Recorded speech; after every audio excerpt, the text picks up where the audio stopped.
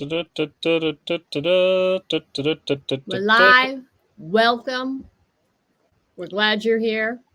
We hope you're not having technical issues like Todd is. Like that But is if you good. are, we're hoping they get resolved. Welcome to Combination Trivia. We would like, well, we would like if you would give us a like, a follow, a tweet, a bird, a heart, whatever. You know, let us know we're doing a good job. And if you don't think we're doing a good job, or if you have technical advice to give Todd, who can't seem to get his sound working, we'd love to hear that too. Sure. Tonight, we are talking about Something is Killing the Children, a lighthearted romantic comedy. No, we are getting ready for Halloween. Are you? Do you have your outfit picked out yet? Todd's going as a Playboy bunny.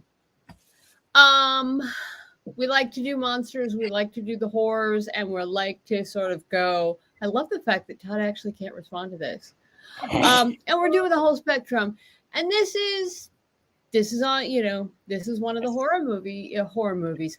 Well, it's a horror comic that kind of feels like a horror movie, but we'll get into that. Soon if to be you want one. to play along, and we hope you do, please go to crowd.live/whatever, or scan the code, or sign up to the mailing list and we'll send you a link. But if you don't want to, that's fine. Just play along and have some fun. Now, the story starts in the town of... This is the part where I would ask Todd, where does it start? Where does it start? And Todd would tell me because he usually knows the answer. Archer's Peak. What I'm going to tell you. This is a horror comic, okay? And if you're familiar with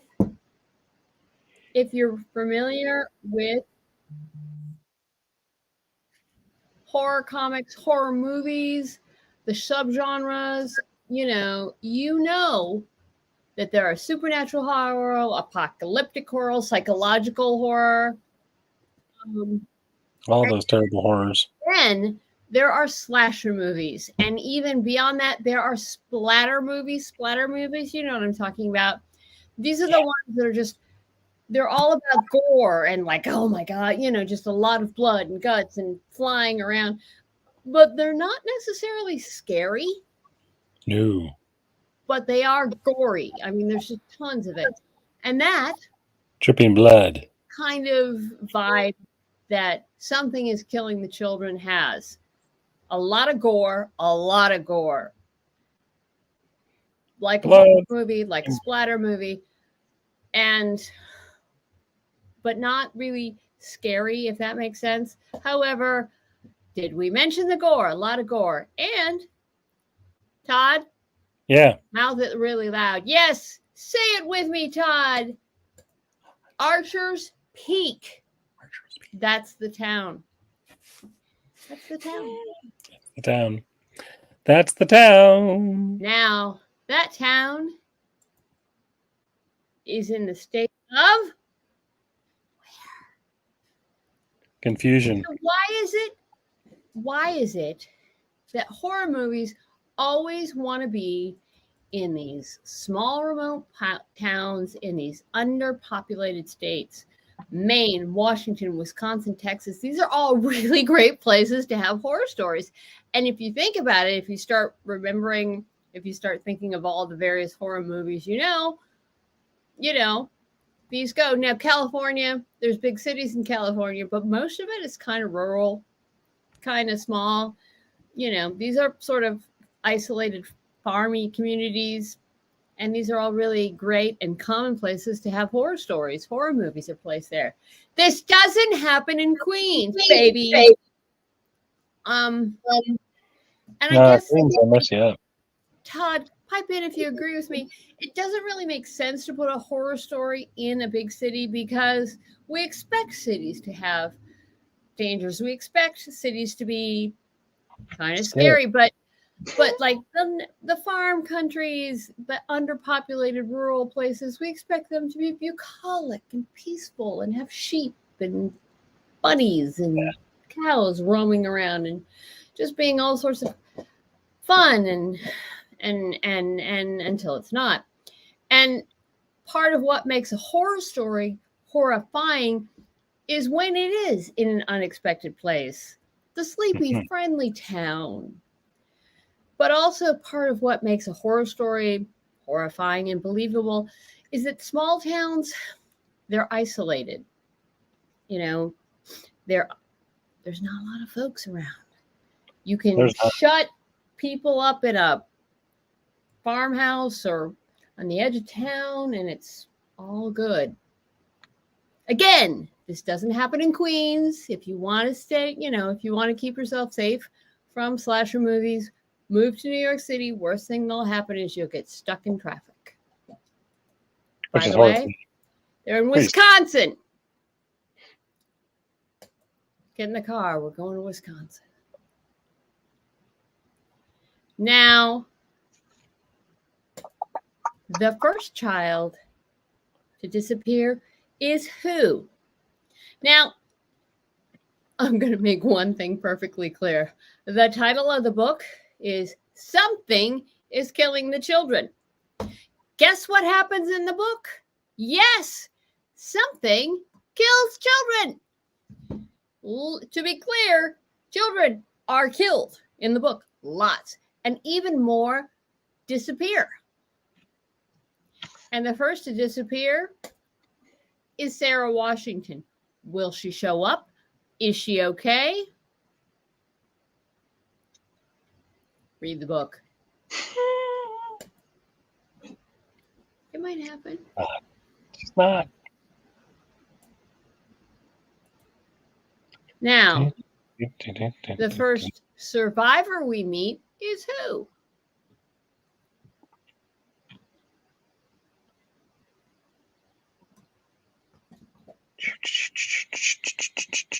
Again, it isn't Frankie Sullivan or James Peternick, the co-founders and creative force behind the band Survivor. No. It is, however, James. Now, James's kid doesn't quite fit in Archer's Peak. He's a little odd. He's a little awkward. He's a lot gay. And we like him because he's, in his own way, he's very sweet and vulnerable. And he's seen a monster, he thinks. But does anyone believe him? And he's a survivor. He survived. Why? How? What's going on? What's special about James? Well, read the book. You can figure it out. Now, James, he has a sister who plays. She plays sports. What sport is it she plays? She actually plays a couple of sports. Lacrosse. And one of those sports is soccer. Todd, for no additional points, she plays. James's sister plays another sport. What is it? Field hockey. Yes, that answer for those of you who can read lips is field hockey. Now, James' sister plays soccer, and James' dad spends a lot of times with the sister at soccer things. Soccer games, soccer practice, soccer, hauling her to and fro. And field hockey, yeah, same thing. James's father is very supportive of James's sister and all of her activities. Yeah, really supportive of the sister. That's what I thought. A lot supportive of the sister. Always off helping the sister.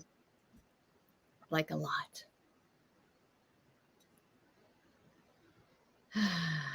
But did we mention James is a survivor? James and his friends are attacked while they're during what? Again, You've seen the horror movies. You know what to expect. They're attacked at a sleepover. Now, first of all, I would like to say and continue on, camping is bad.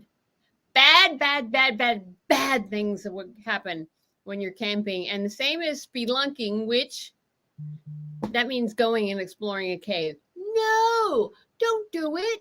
Seriously, don't do it. Like, and especially the cave climbing and whatnot. Tell 12 million people in live stream if you're doing it, but don't do it because you're going to die. I mean, you know this, I know this, you know this. These are all the settings of horror movies. You know, the camping trip, the festival, you know, this is when the monsters come out. And James and his friends are attacked during a sleepover. Kind of like Slumber Party Massacre, only different. With sort of shades of murderers at a sleepover, but different. I mean, come on. How many horror movies essentially are, you know, a group of strangers who have been called together to go spend a few days and nights in that mysterious haunted house, remote, at the edge of town with all the secrets that people whisper about it. You know, scary, scary stuff. Very common in the horror genre, and all of which are better than camping. Don't go camping. Just don't. This has been a public service announcement. Now, they're at the sleepover, and they're playing a game. And what is the game they are playing? Come on, boys at a sleepover. What are they playing? Todd, what are they playing? Wait, hold on. Truth or dare? Because boys at a sleepover are really, really smart. So they're daring each other to do scary, scary things and go places in the middle of the night, in the middle, you know, where it's really dark, in the isolated, rural, small town, in the unpopulated, unsettled, uncharted woods, without any flashlights or any proper gear or any street lights. And I'm sure everything will turn out perfectly fine. Still better than camping. Take a damn flashlight. That's all I'm saying. Will it kill you?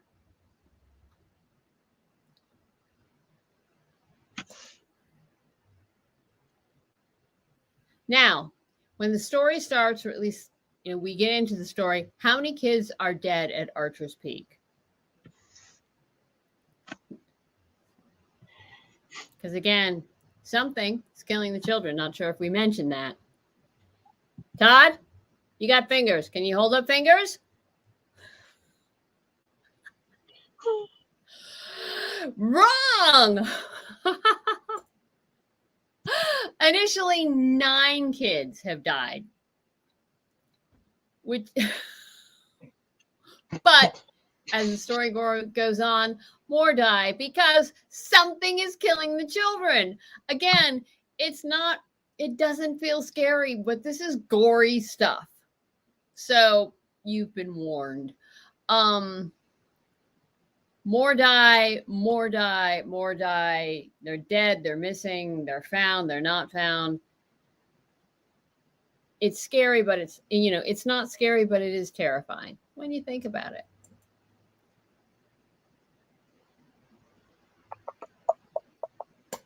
Now, in response to all this, someone gets a call. Who gets a call? Someone who might be able to help. It is Ghostbusters. But who gets a call? Erica Slaughter.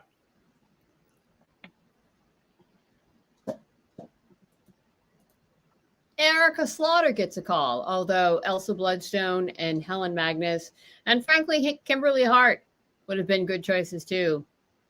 Extra points if you actually know who Kimberly Hart is. Send me an email. Erica Slaughter gets a call. Erica Slaughter is the story's hero. She's a monster hunter, and she gets a call because, spoiler alert, that's something that's killing the children. I think it's a monster. Yeah. In the book, they're kicking around various ideas as to what they think it is. Some people think it's like some sort of cult. That gets mentioned in the book. Some people think it's a rabid bear. That gets mentioned in the book. Some people think it's aliens. Aliens. They actually think it's aliens. That gets mentioned in the book. But nope. It's monsters. Plain old monsters who like to kill children. A lot. Lots and lots of children. Did we mention the book's name? Something is killing the children. So she gets a call, right?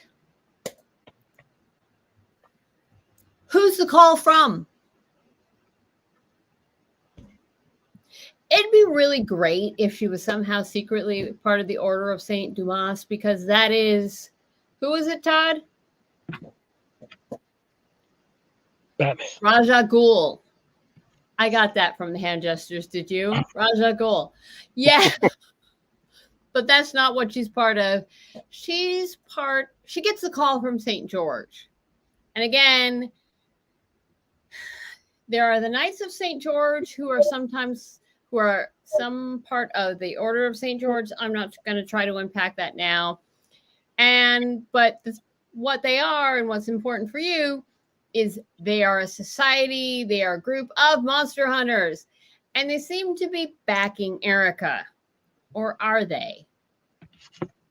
You know, Erica, she's got a lot of money, she's got some support, she's got somebody calling her and say, hey, go to Wisconsin, do some stuff. But who are they? What are they? Etc. The origins of the group are unknown, and I assume that they somehow are rooted in, well, St. George. You remember St. George? He's the one that's famous for for slaying dragons back in the day, killing monsters. So he's a logical choice for Saint. Although again, Saint Dumas, that would have been cool. Now, when Erica gets the call, how long does she think it'll take to get to Archer's Peak? Well, here's a hint. Erica doesn't really have a car of her own, apparently. And while St. George may or may not be supporting her, there isn't some fancy private plane or, helicopter or whatnot. She takes the bus to Archer's Peak. And apparently that takes her 16 hours. Now, why is she taking the bus? Is it she's trying to get into town quietly without alerting suspicion, without gathering attention? Who knows? Well, I know because I read the book.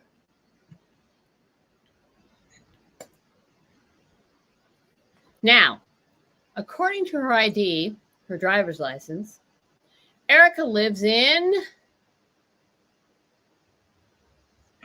where? Now, I will tell you, she does not live in Sheboygan. I only put that as an answer because I really wanted to say Sheboygan. And Todd, right now, you can hear it. You know he's saying Schmigadoon and probably singing. But according to her ID, Erica lives in Madison, Wisconsin, which is the capital of Wisconsin and a college town, and possibly a good place to find a monster hunter and a lot of cheese. And some comics. Because, Wisconsin cheese,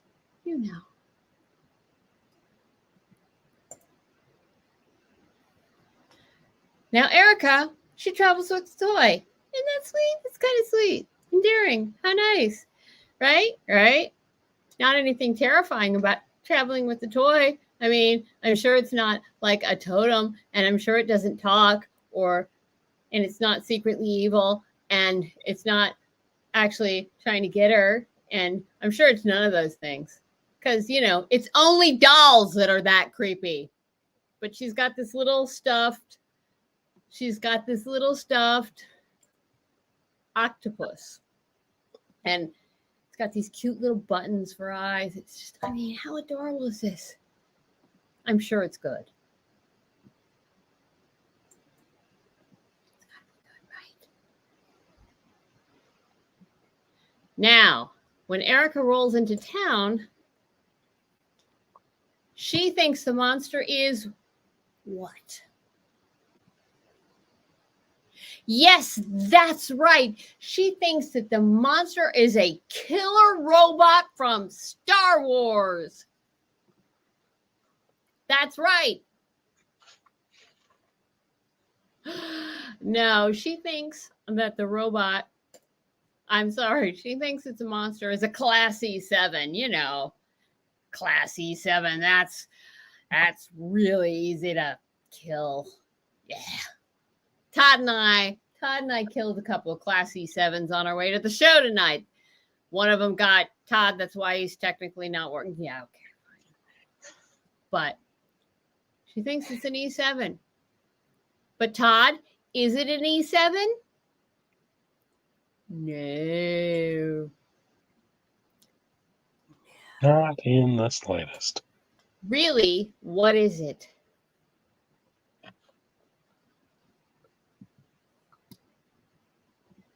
What kind is it?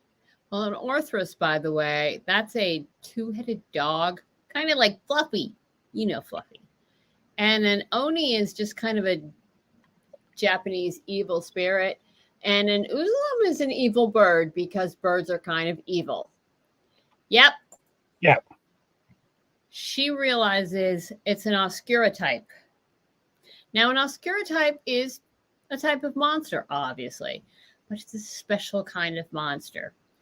It's a monster that can only be seen when it's feeding. Awkward family dinner. Just saying. And it only feeds on children because, something is eating the children. Did we mention that part? Eating, killing, horrible children, big trouble. But I'm sure it'll work out fine, right? Todd, it'll work out fine. Todd, it'll work out fine. Yeah.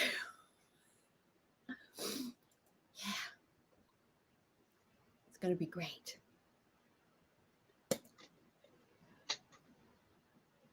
Again, the illustrations and questions are from and inspired by Something is Killing the Children. It's gory. It is gory, but it is not scary, in that it's like a splatter horror film. You're seeing the gore, you're sitting there going, oh my God, that's gross. Good God, there are intestines in the tree, but you're somehow not scared. It's not that,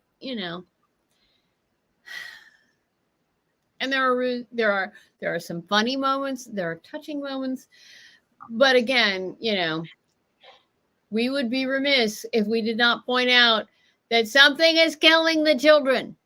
So this might not be the best book for everyone.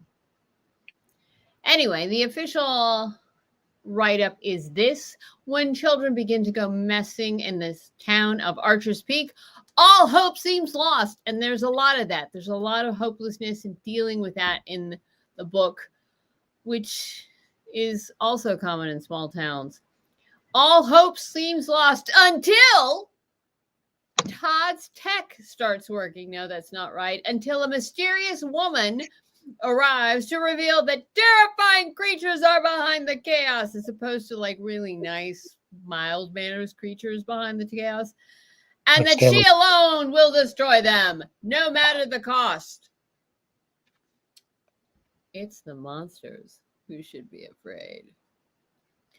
So when the children of Archer's Peak, a sleepy town in the heart of America, begin to go missing, everything seems hopeless. Most children never return, but the ones that do have terrible stories, impossible tales of terrifying creatures that live in the shadows.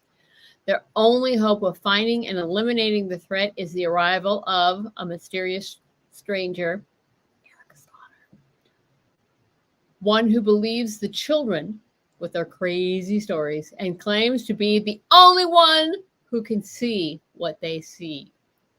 Her name is Erica Slaughter, and she kills monsters. That is pretty much all she does. And she bears the cost because it must be done. So this was written by GLAAD award-winning writer James Tynion IV. He has teamed with artist Werther Dell'Edera, and it's a good book. It's a good book. James Tynion has won an Eisner Award. He's been on the New York Times bestselling list. He co-created this with Werther Dell'Edera, and he also co-created the Department of Truth with Martin Simmons. He co-created Wind with Michael Diallanis. And he's also known as an innovative and terrifying writer on the Batman titles. He co-created the characters Punchline, Ghostmaker, Clown Hunter, Clowns, and Miracle Molly, and more. He's good. He's a little, he's good. He's terrifying, and he's the co-creator. The artist, Werther Dell'Edera, is an Italian artist who has also worked on Aliens, some stuff for Dark Horse, some stuff for Marvel, but is probably at this point best known for Something is Killing the Children. So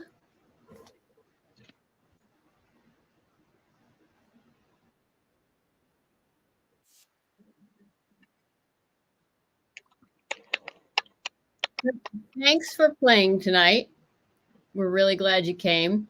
Again, if you like it, tell us what you like. If you don't, tell us how we can be better. Give us a like, give us a follow, etc. Let us know what you want to see next. We're doing monsters. We're doing monsters, man, from now until Halloween, because we're not scared. We're not scared. We're a little scared, but we're pushing through. But thanks for coming. And as Todd would normally say at this time, above all, read more comics. Next week, Todd's stuff will work, I promise. Bye.